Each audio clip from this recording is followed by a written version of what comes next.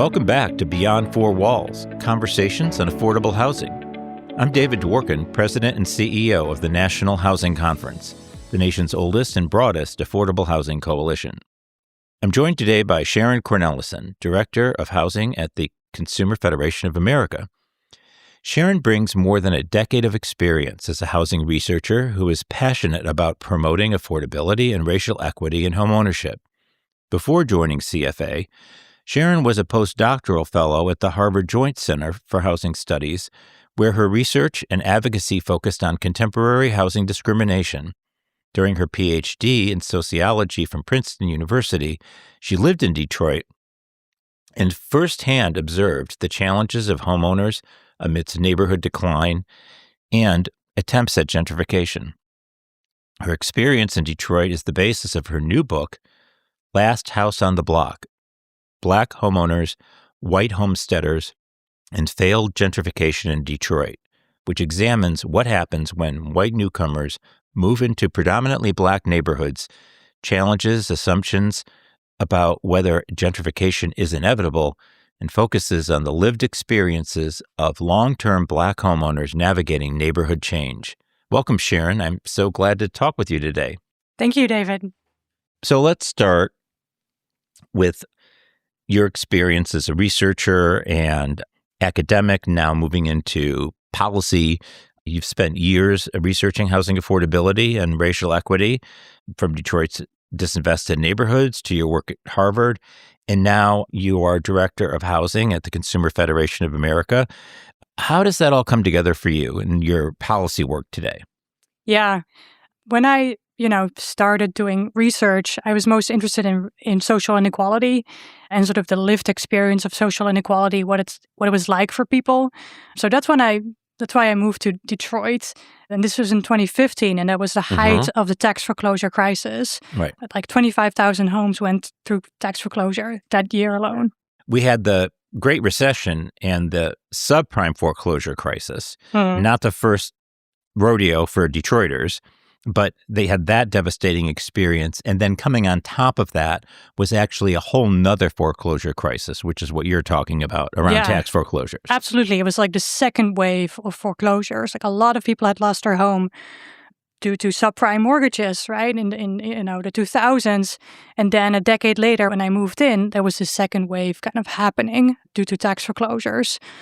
I moved into this neighborhood as it was sort of at the height of a crisis, and I realized, wow, like housing is a really big part of opportunity, neighborhood stability, like being able to raise your kids like in a safe place. So that's how I kind of got fascinated by housing and homeownership in particular. And the same in Boston. Like I also focus on Black homeownership in Boston, really looking at the challenges to Black homeownership in a very expensive city. So that's sort of still informing this sort of everyday experience of talking to so many people on the ground informs the advocacy that I do now in DC. It keeps me grounded. It gives me this perspective of something that's completely outside of Washington, DC, to kind of know what we're doing it for, right? Which is for people like that. Yeah. And in fact, this is how so many of us end up in housing. We don't start as housers.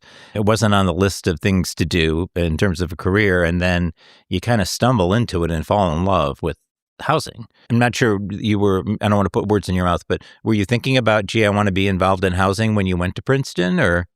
I never really had given it much thought before.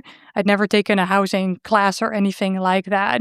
But it was really the crisis that was facing me up front, and the sort of uniqueness of people owning homes that were worth like $3,000 or $500. Like, what does that mean, right? Like, it sort of was such a question mark. How is that a thing? How is that a thing? Yeah. Right? Like, what does it even mean to own a home that's worth $500? Like, that's a really odd concept.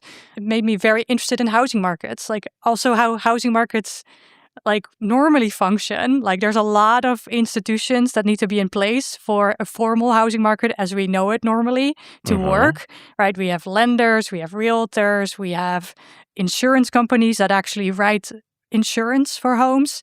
And most of that wasn't present in Detroit when I stepped into that. During your PhD in sociology from Princeton University, you lived in one of Detroit's most disinvested neighborhoods, where every other property was a vacant lot and every third house stood empty. And this is when you were there. In fact, I think in many parts of Brightmoor, it's worse.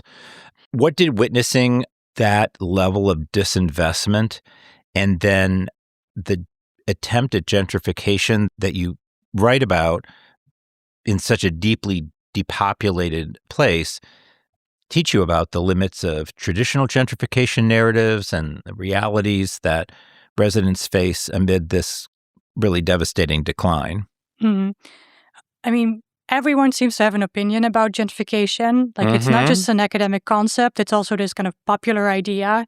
People have a lot of feelings about gentrification. It's a pejorative. It's a pejorative. No one wants to be called a gentrifier. Right. It's considered an insult, not a kind of category. Because we have so many, even academics don't agree about what gentrification is. There's a lot of fighting, even among academics. But there seems to be this idea that once it starts, it's unstoppable, right? Once the first, usually a white woman with a yoga mat or, a $1,000 stroller shows up, it's over, right? It happens. So it's almost this abstract force of nature that just kind of happens to places. But that's not really how gentrification works, right? So the case of Brightmoor, in Brightmoor, this was a very depopulated, very poor neighborhood, majority Black neighborhood. A group of white middle-class families started to move into the neighborhood, like around 30 families, with the idea of making the neighborhood better, changing the neighborhood. And they defined better. In their view, yeah. Yes. After their image, what they wanted. So they started a farmer's market across from an open-air drug market, like, a not very popular farmer's market. Holistically, a small business district, right? A small business district. Yeah, they tried. They tried. You've got the drug market, you've got the farmer's market, and then... anything you need. Right. You right just there. need a hardware store. Yeah. So they started a farmer's market.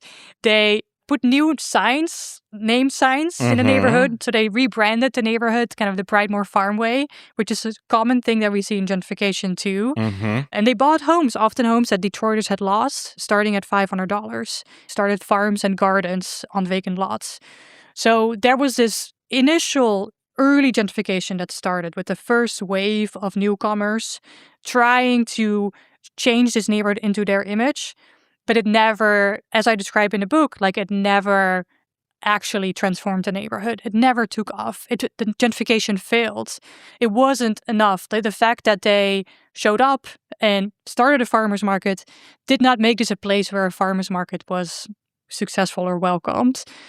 Just because they put a $30,000 grant-funded greenhouse on some vacant lots didn't mean that the 60-year-old longtime Detroiter next door didn't lose her house, to $3,000 in backhoe taxes, right? It didn't change the economic realities of the neighborhood, just the fact that they were there.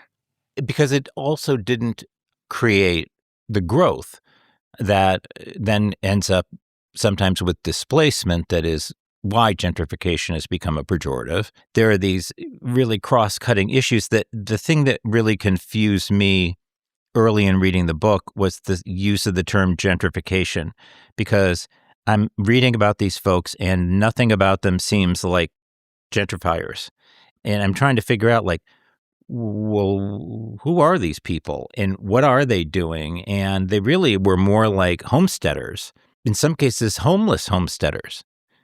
And so this definitely was not the woman with the yoga mat and the $1,500 stroller. They're coming with a very different backstory, but the $1,500 stroller is not showing up in Brightmoor. No, but it's how gentrification often starts. Yes. Yes, the first wave of gentrification is often students or artists. The first people that moved into lofts in Soho, were the poor artists, right? So they were more like that. But then the newer waves, the $1,500 stroller, never showed up, right? They didn't kind of generate a broader movement around it. Investors weren't interested. The city didn't support their vision. The city never even, never legalized goats, which is something that they really wanted, or chickens, right? Yes. Well, and there was an initiative earlier where people were like, we should get goats to mow lawns. And they were going to have thousands of goats in the city dealing with, what later we called non-structural blight, which is the overgrowth. These folks actually wanted that. Oh, yeah. They kind of came in with a vision of this rural Detroit, farmlands rather than vacant lots, right? That was their vision. But the problem was that Detroiters didn't share that vision. No, they did not. They did not. They did not see themselves as living in this countryside all of a sudden. Detroit's a tough town. Detroit's tough. And they're urban residents, right? It's a city. And people wanted to see their neighborhood. They welcomed new people because they wanted to see their neighborhood kind of come back, and be dense again and have, stores and open schools and density and, activity. They didn't want it to become some sort of empty farmlands instead. And Detroit is not always a happy place for outsiders. And you're an exception to that, I think. And you have your own experience. And so there are, I'm sure, pros and cons. But back in the 90s, I used to work with nonprofits who bragged about throwing out Saul Alinsky in the 70s because he was from Chicago. Like, what do you know? Yeah, I think it helped me that I'm so far of an outsider. So tell us a little bit about that, because you have this accent. It's hard to place. Like, not sure exactly what part of the country it's from. And there's a reason for that, because it's not. So, yes, I'm Dutch. Oh, you're Dutch. Okay. I am Dutch. So I actually am from the south of the Netherlands, from a small town. And I've been in the United States for 15 years now, but I grew up in the Netherlands and my family is in the Netherlands. So I kind of came in, I have no personal connection to Michigan. I have no personal connection to Detroit. I came in as a complete outsider. And also when I opened my mouth, people knew that I was not from there. So, right. It's... You're such an outsider that your family history were colonizers of New York. Literally. Yeah, right? Like a whole different, there's a whole different colonial history. New Amsterdam. Yeah. So here you are, you show up in Detroit, and people do welcome you in. Not right away, cautiously, but you have a very interesting experience. Tell me a little bit about that, just from a personal perspective of showing up there and getting to know people and telling them, oh yeah, hi, I'm a Dutch researcher from Princeton who's here to, study you. Yeah. It's awkward. I mean, I would tell people that I was there to write a book about Detroit. I think there's something about being very vulnerable and just being naive and open to learn. And I wasn't there. I didn't know what story I was going to tell. I knew I wanted to tell a story about Brightmoor, but I came in with an open mind. And I just asked people to tell me their stories and teach me about Detroit and teach me about their lives. And I think that patience and being kind of naive, people were often very protective towards me, like as a young woman. They were sort of worried sometimes. So then they would sort of take me by their hands to... So Detroiters can be very protective and they look out for each other. That's right. And also I thought one of the things that came across for me in reading the book was that, yes, you were clearly naive, but not in a way that it was like, oh yeah, look how naive she is. You knew it. And you embraced it. You were like, I know I'm naive. I know I don't know. And that, I think, is very disarming for people. And people are like, okay, cool. We're not playing a game here. And that, I think, helps, build an honest relationship. It's a lot about listening and taking time. I think people respected my decision to live in a neighborhood for 3 years in the end. Like, that was always my plan, to live there for at least 2 years.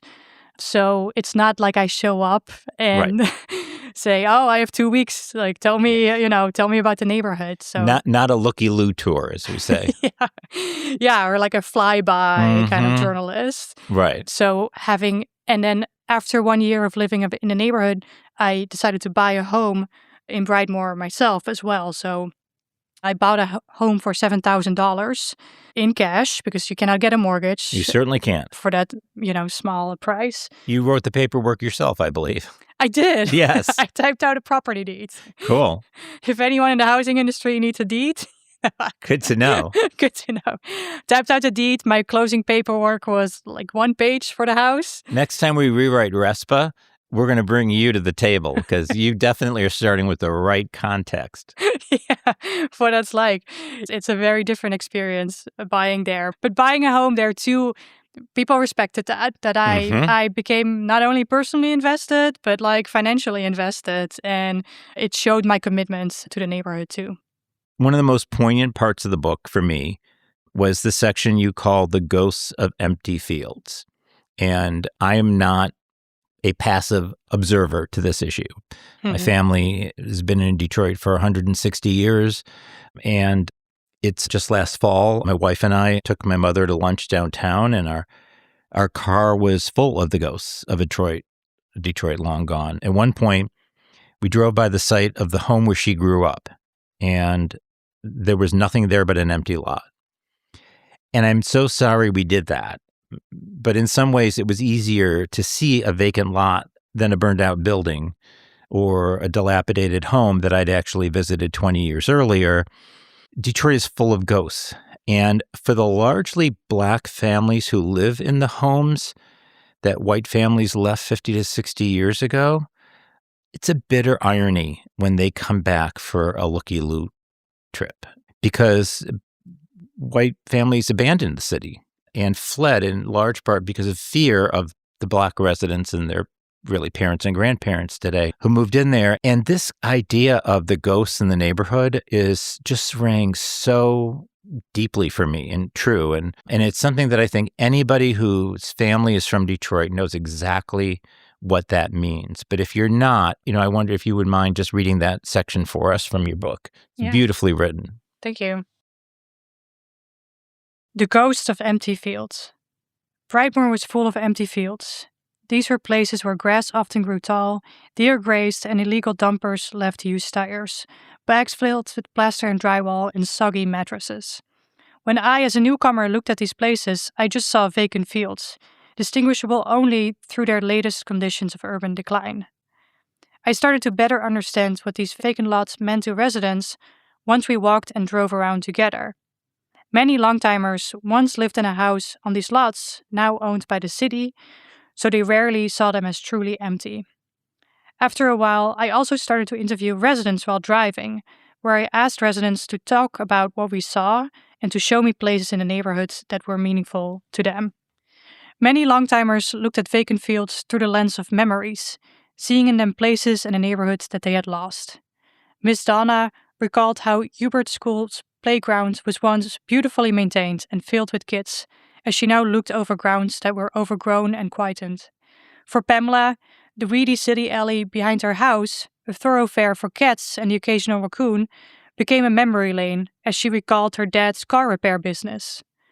Longtimers' most powerful memories often came from their childhoods. Because of the timing of Brightmoor's racial turnover, more white than Black longtimers had grown up in the neighborhood. Benjamin was 45 years old, white, born and raised Brightmoor resident. Short and stout, Benjamin had a long, blonde, two-pronged beard, short hair, and tattoos on his neck and hands. His deep blue eyes were penetrating, and his guttural laugh was contagious. He called himself a biker, though he wasn't a member of one of Brightmoor's motorcycle gangs. While he sometimes got into aggressive arguments with male neighbors, behind his foul language and tough front, he could show himself vulnerable and protective. After I visited him and his girlfriend one rainy morning, he watched me walk to my car, joking darkly, "I'll see you out. Make sure a raccoon or squirrel isn't mugging you." Benjamin gave me a tour of Brightmoor in his Dodge pickup truck. He sighed when he showed me an area in Brightmoor where he grew up, his voice remaining flat, and his tonal inflection and speed only picking up when he showed me where he used to do BMX biking as a kid. Now, this is my street that I grew up and used to walk to school. We lived in a little harder section over there. There's nothing left over there, you'll see. We walked up to the end of the street over there, and we used to walk up to the school this way here. We were on the other side of Birds. This used to be a park for the kids. BMX biking was huge when we were kids, so we used it as a BMX track. These vacated streets became imbued with meaning as Benjamin recalled routes walking to school, to another school, now closed and boarded up, and a vacant lot that doubled as an informal BMX track. Vacancy had long been part of Detroit's streetscapes and was creatively repurposed by residents. We drove on to the site of his childhood home, now a field of grass. Benjamin had no trouble finding it, helped by a tree that still stood in the landscape. This was our house over here, I remember this tree distinctly because that's a tree that we used to play in. We used to play ball in this field. It was always an empty lot that was here. And we lived at this house right here. This was a house right here. We lived right on the corner. For many long-timers, now vacant fields were not truly vacant, as memories continue to haunt these sites, what sociologist Michael Bell calls the ghosts of place. When long-timers looked at the neighborhood, they remember houses, households, and events that had transpired in specific places, specters of Brightmoor of a different era, a Brightmoor before depopulation went into overdrive. Thank you. I think one of the things that when we think about gentrification is that it's really two things. There's investment, which is generally a good thing, and there's displacement, which is bad, because displacement prevents the people who actually have stayed from benefiting from the investment. Yeah. Which really feels like a cruel hoax that the neighborhood was disinvested, sometimes because they moved there, because of their race and fear and whatever else. And then when the money comes back, they end up being displaced. So it's really a vicious double-edged sword. But in this case, we have a degree of depopulation that's so severe that the gentrifiers who are coming in are not envisioning a repopulation of the area or reinvestment. They actually have a very different vision. So tell me a little bit about the folks who you experienced. And I just want to say that, this is an area where I've done demolitions. I've done patrols on Halloween night, Angels Night, they call it now. It used to be the night before Halloween was called Devil's Night, when massive arson would occur throughout the city, hundreds of fires in a night. And then it became symbolic of, I love when you talk about the magnetic, yellow light on the roof that you did a patrol. Yeah. I've done that patrol. I have one of those lights. And now that's part of the ghost, right? The ghost of Devil's Night. You had the experience of meeting these people who are coming in there and are like, we want more of this. And I just found that fascinating. And I've met them, and I've been on those streets and seen the greenhouses and the raised beds, and I'm not sure I'd want to actually eat something that was grown in the actual ground. Detroit. But the raised beds seem fine. Depends where they get the filter.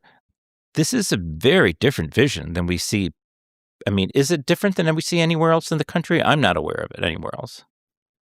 I mean, there's a broader urban farming movement. Mm-hmm. I mean, New Orleans also saw it after Hurricane Katrina. Kind of similar influx of white newcomers, kind of repurposing these devastated blocks and streets to kind of bring in farms. So it's not unique to Detroit, but Detroit's definitely one of the biggest places for urban agriculture and has a very thriving urban agriculture scene far beyond Brightmoor. I mean, this is just one example of it. There's a lot of urban farms, including Black-owned urban farms. So they were kind of part of that movement kind of coming in. It's a very specific vision for the city. It's one that actually would encourage more depopulation and decline, more demolition. Like it did not. There's one moment in the book where there is a company interested in repurposing a vacant school for like a beehive factory, like a wooden beehive factory. Right. And the white newcomers are very much opposed to that. They do not want redevelopments in the even for bees. Even for bees, even though they are. That's what shook me. Was like, you won't even allow bees? Yeah, because it's consistent with their worldview. And it reminded me of the Yimbys or the NIMBYs in Potomac who fought against a high-income senior citizen development because of the density.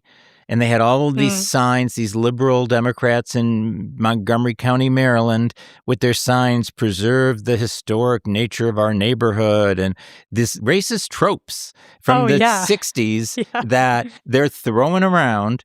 And I was like, they won't even let rich old people live here. And here, they're not even going to let bees come into this vacant and abandoned school. Yeah, yeah. NIMBYism is It everywhere. is, right? It's like it is so multifaceted. It's like a Rubik's Cube. Yeah. Yeah. So, they did not want redevelopment. They did not want this vacant school to be repurposed. So what happened? So what happens in the book is that the company didn't move in. They actually moved in somewhere upstate Michigan. They found another location. The GM of beekeeping industry is what they were also called. Okay.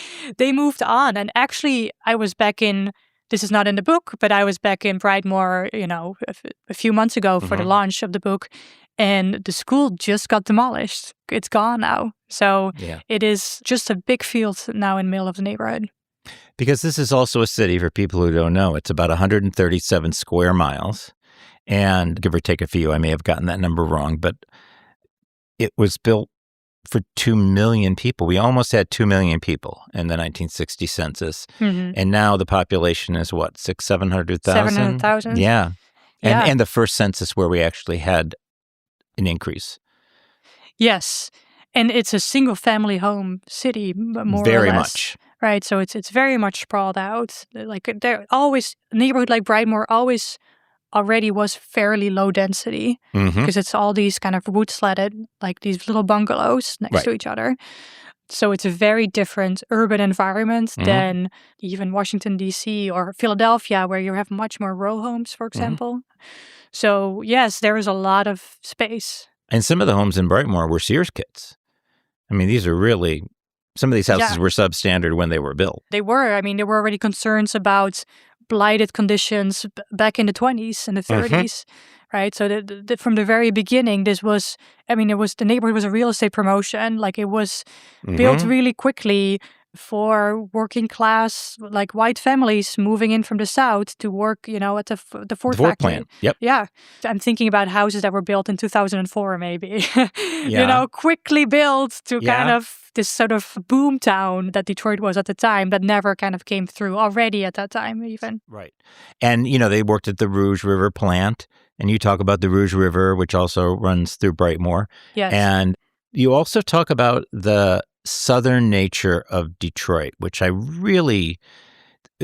really spoke to me. And I thought, wow, so few people understand that. And here you are coming, you've been in this country for a long time, but you're coming from a European perspective, and you very quickly pick up on the fact that Detroit in many ways is a southern city. It just happens to be in the north. Yeah. The vast majority of people in Detroit who didn't come from Eastern Europe generally came from cities in the South, whites from Appalachia and blacks from the Carolinas, people in Alabama, people from Mississippi generally coming up during the big black migration north, often ended up in Chicago. It's the whole thing about immigrants. You come into an area, you write to your family, here I am, your family comes, their friends come. And so you get these concentrations. But the white Appalachian impact in Detroit, I remember in the 90s, I was driving around Southwest Detroit and I saw a hillbilly sitting on his porch with one of those hats, smoking a corncob pipe. And I had to stop and say, I'm sorry, did I really just see this? And I asked somebody who was active in that neighborhood, and they were like, oh, yeah, absolutely. Yeah. Yeah. And it's interesting. I think a lot of people know about the Great Migration and how it's shaped cities such as Chicago and Detroit. And it's also true for a lot of the white long-timers. And you can hear it in their accents and like how they speak, right? Instead of a lot of this sort of Southern vernacular still there, like many decades later. And of course, the Great Migration didn't just happen. A lot of Detroiters still have family that has moved back to the South, right? It's an ongoing relationship with the South, not just something that happened in the past. And then there's the Eastern Europeans who came in as well. That was my grandfather on my dad's side, who moved in 1906 and in a boarding house and didn't go to work for the auto companies. My dad did, and my grandfather did, but my dad's father had a junkyard. And that is also another irony here for me, because we talk about the scrappers. When I was at Treasury working on this vacancy and abandonment, we talked about the house strippers. And a house stripper in Detroit can do 3 houses. A crew of 2 or 3 people with a pickup truck can strip 3 houses a day with time for a lunch break. Hmm. And during the height of the foreclosure crisis, that's what we were seeing, is that a crew would take down 3 or 4 houses a day. And you've seen that up close and personal. What does that look like? And because that has a huge impact on the ability to actually recover a neighborhood like this or not. Yeah.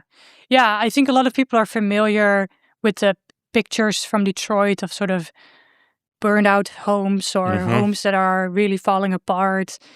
But again, that's not sort of something that just happens. Like there are drivers behind that, like why homes burn, for example, or why arson occurs.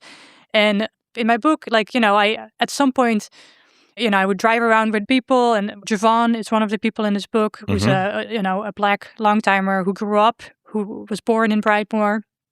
And he said, Sharon, like, you really need to know about this green recycling, like this scrapyard that's located right in Brightmoor. So you don't even need a pickup truck. Like, you could just walk there if you need to. And that was really destructive. Like, a lot of the homes and the schools, like, actually went through like a scrapyards like that.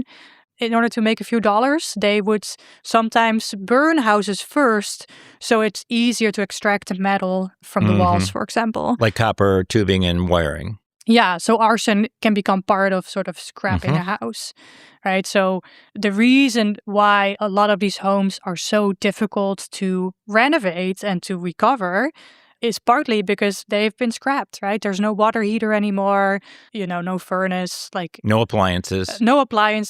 Yeah. No copper piping. All of the piping, the plumbing is gone, out of the walls. You can see it, where they tore it out of the walls. They know exactly where it is. And they pull the wires out.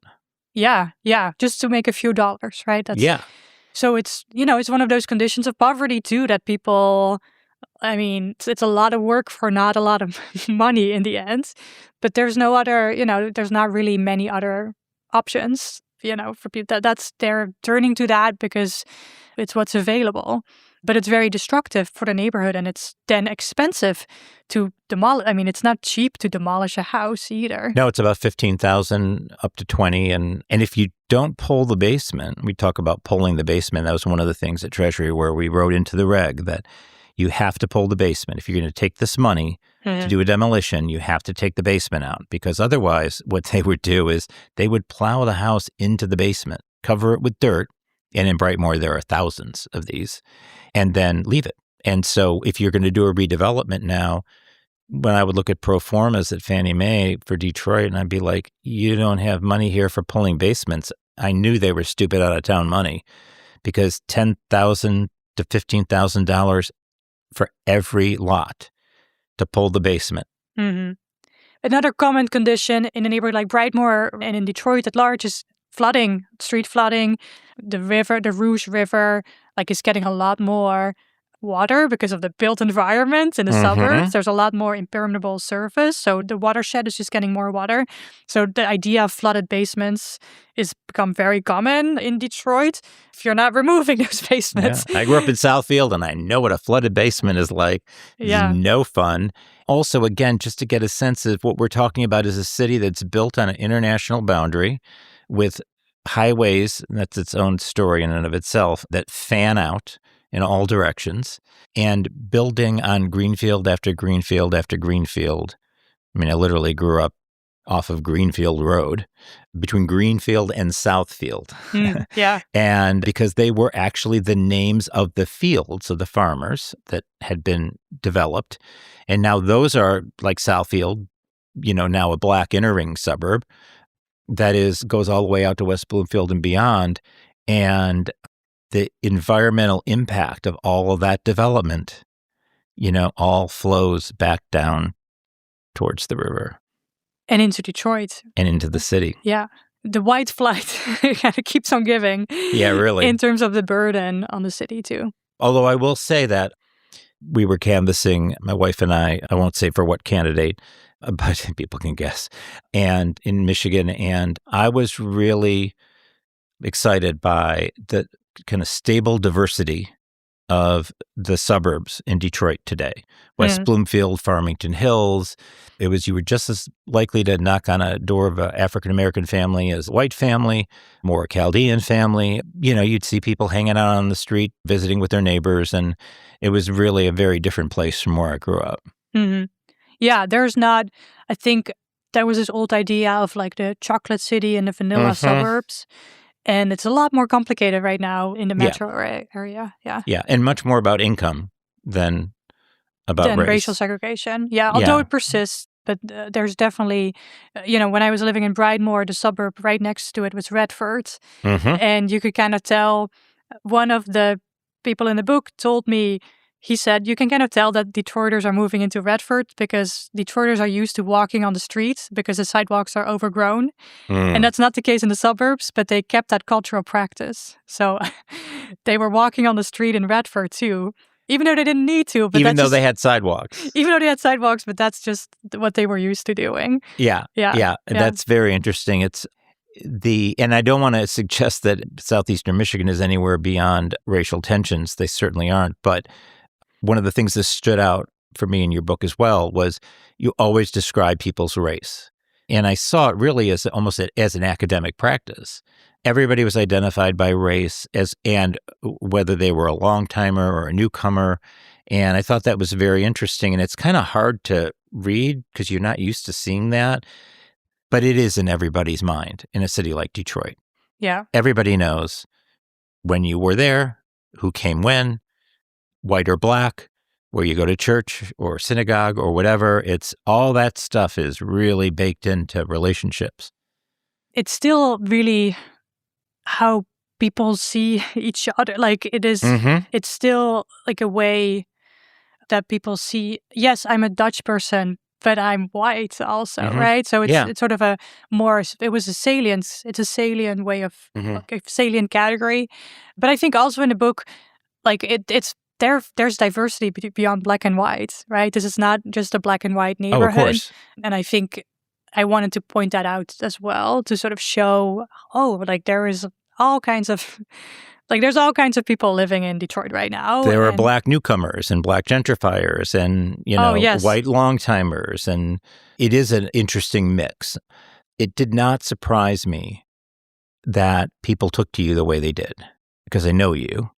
And you're just comfortable with folks. I mean, when you read the book, you can tell you're comfortable with people that most of us, including me, wouldn't be comfortable with.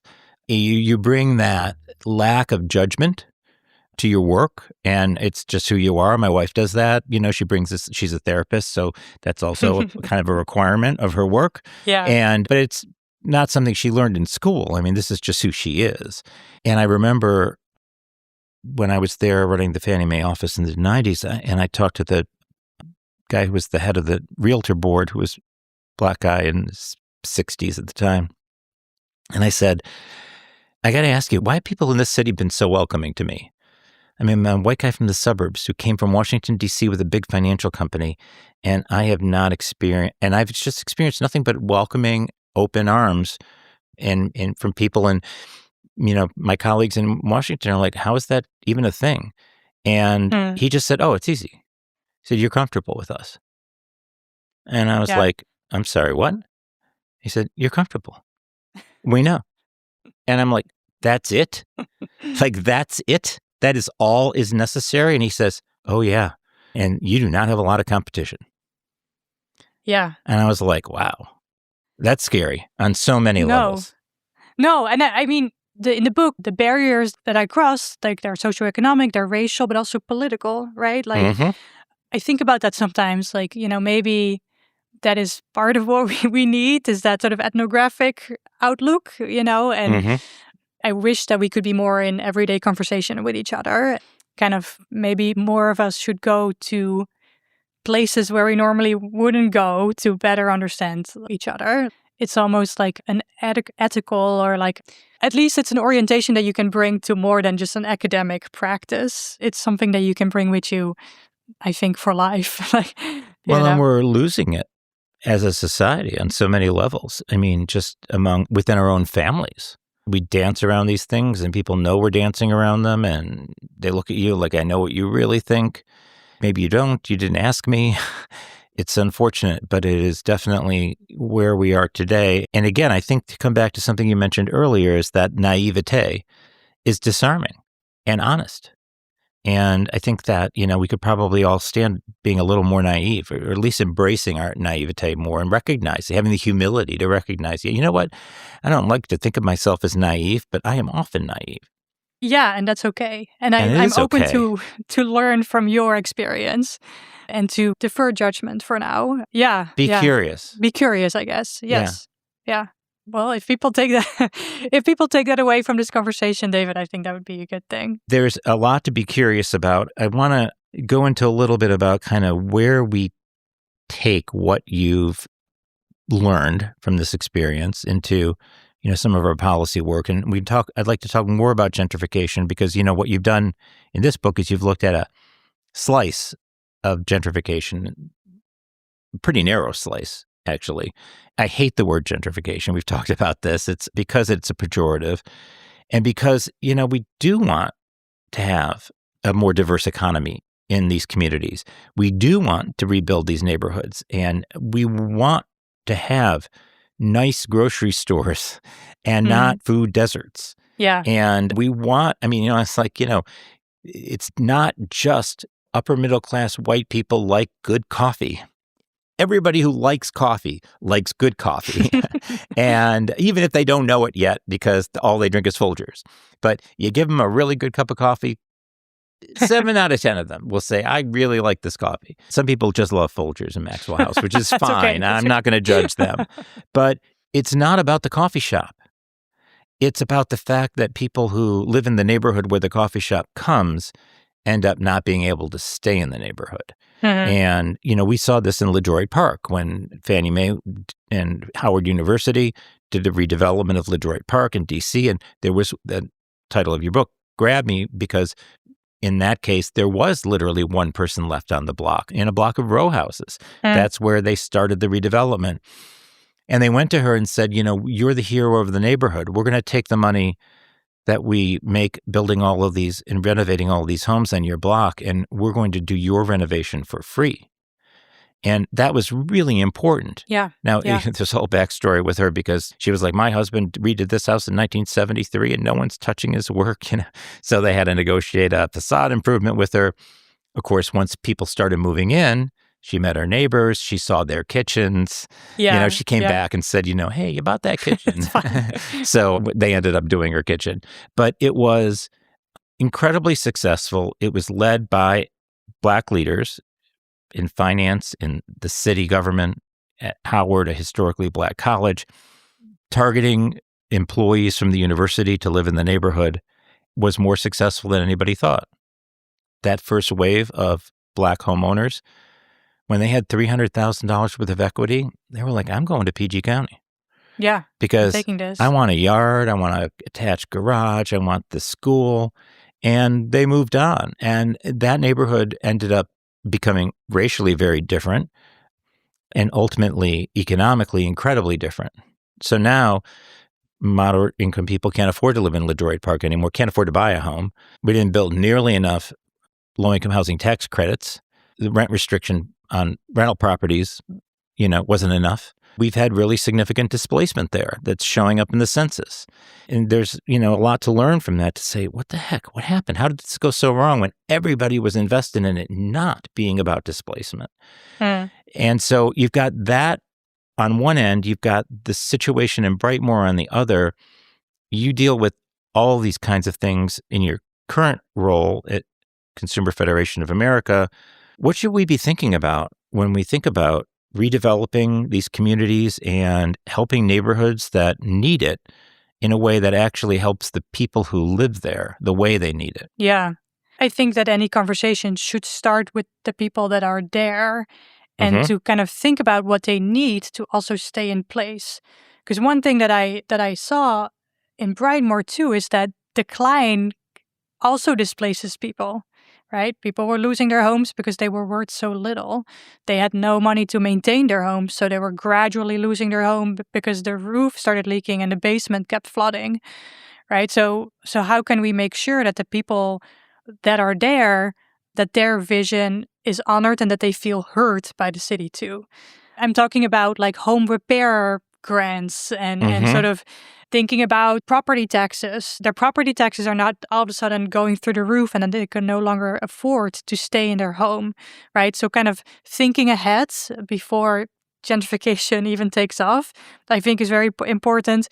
Thinking from the very beginning about not just building new fancy apartment buildings or like micro apartments for newcomers, but thinking really about, okay, what kind of housing mix do we want in this neighborhood? And sort of invest in that from the very beginning. Like in any vision for the future of Brightmoor, like there was never like a conversation about, okay, like how can we build housing that is safe and affordable for Detroiters, right? Like how can we kind of come up with a vision that includes the kind of housing needs of residents. So I think that it's very important. And another thing that I really want to emphasize is that the divide between the city and planners and residents is often larger than I think the city can bridge. So there's a lot of distrust and like conspiracy theories start up when people don't feel like they know what the city is doing, especially in Black neighborhoods. People have reason to be distrustful towards institutions like the city.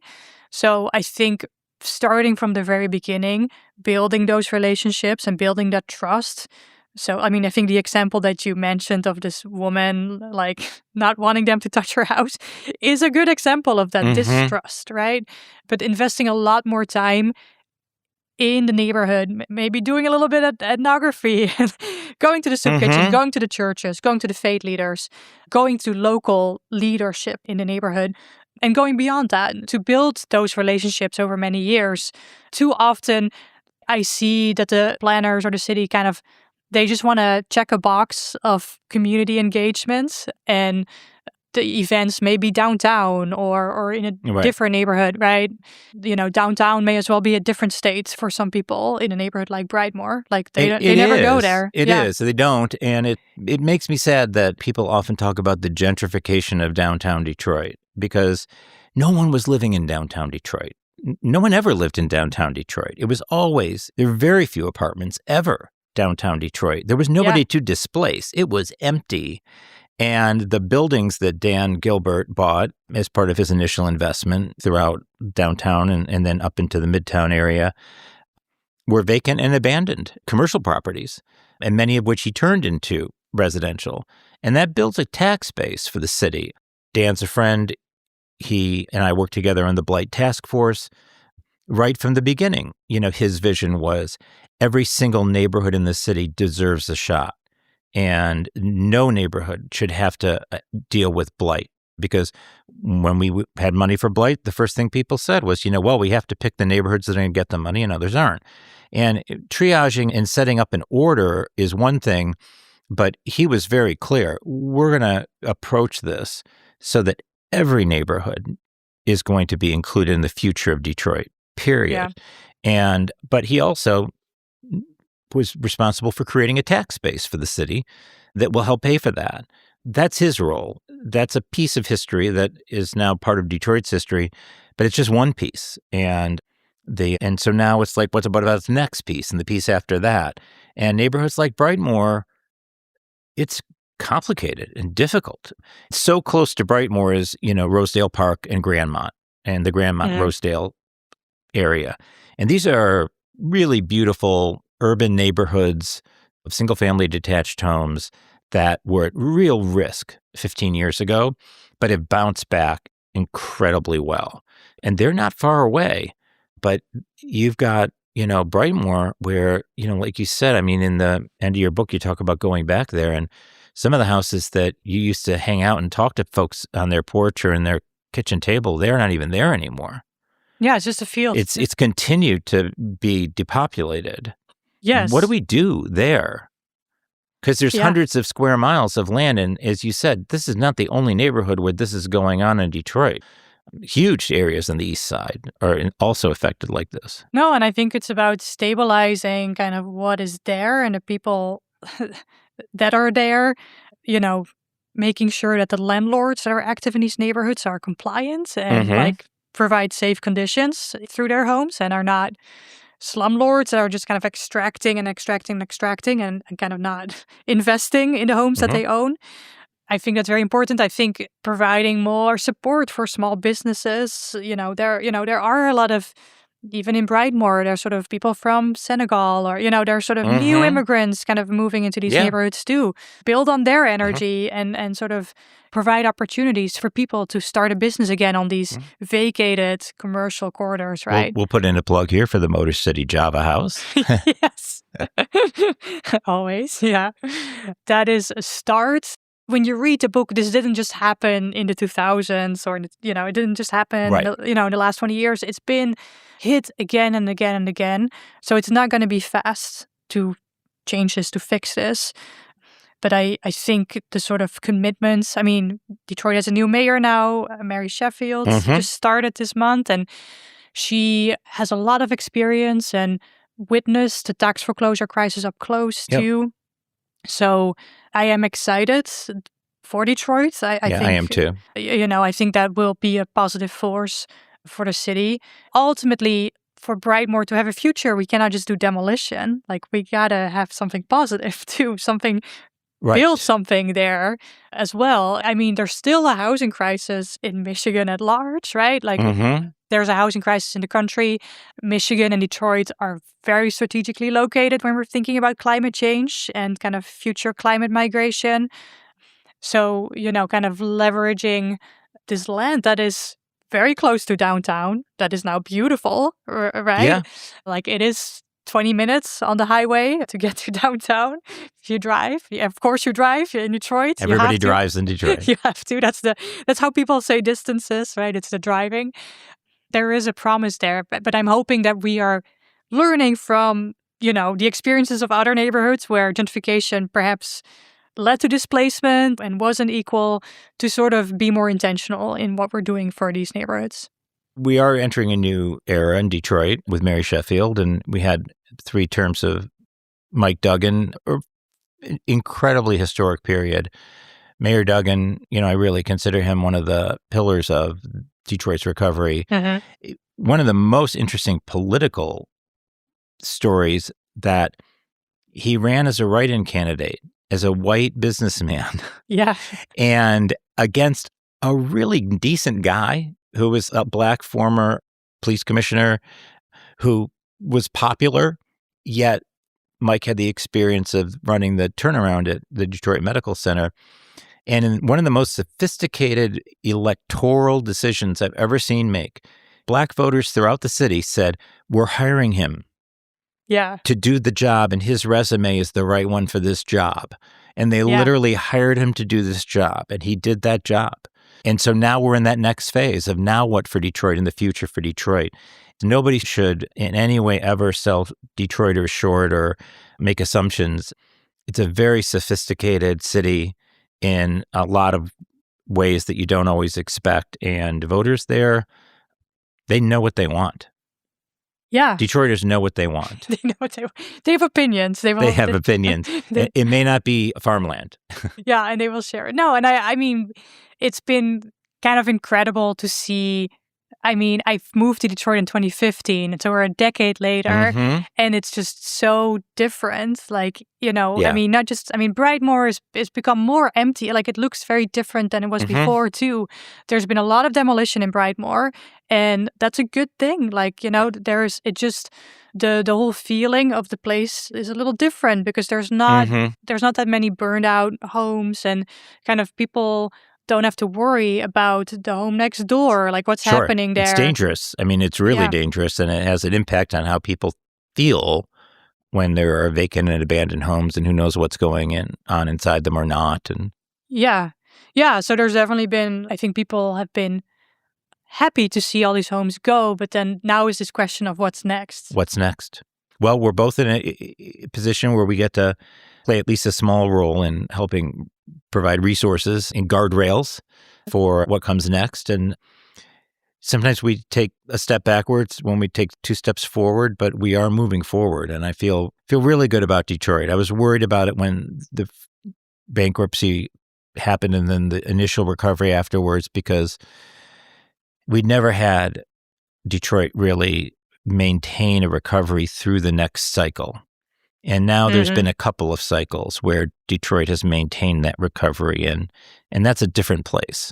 I'm hopeful, and I think that I'm always inspired by people like you who say, yeah, I want to be a part of this. I want to learn more. I want to be curious and embrace my naivete. Embrace your naivete and be curious. Maybe that's the ultimate message here, right? Yeah. I feel it's been so interesting. We've had other conversations, and I think we've seen the same place from such, like, you were at Treasury when we're making decisions about hardest hit funding and kind of demolition. And for me to then live like in Brightmoor where that was happening, it's sort of these two perspectives also are enriching together, kind of the top down, like the federal work that is important, but then also the very local reality and sort of local perspectives of people, you know? Yeah. I mean, Sean Donovan and I literally walked up and down the street. You write about it in your book. And Gina Matrakis, who was at HUD, chief of staff, and she was at Rocket for a while. When she was at HUD, Gina and I literally tore down a house with sledgehammers and a F-250 pickup truck. That's fun. That's great. So it's essential activity. It is, absolutely. That is like, a ticket punch of Detroit, street cred. Yeah. Like do-it-yourself demolition. Do it DIY demolition. There you have it. Only in Detroit. Yeah. So thank you so much. I really appreciate you joining us. And this is the best part of my job. I get to talk to people about things I really love and that they share passion about. And can't think of a better way to spend an afternoon. Yeah, no, same here. Thank you, David. Thank you.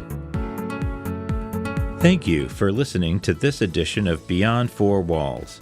You can visit the National Housing Conference at nhc.org. There you can learn more about affordable housing policies, affordability challenges throughout the nation on our Paycheck to Paycheck database, and explore membership in NHC for you or your organization. We appreciate your interest and look forward to working with you in the future. Until next time, I'm David Dworkin, NHC's President and CEO, wishing you a great day. This podcast was edited by Resonate Recordings.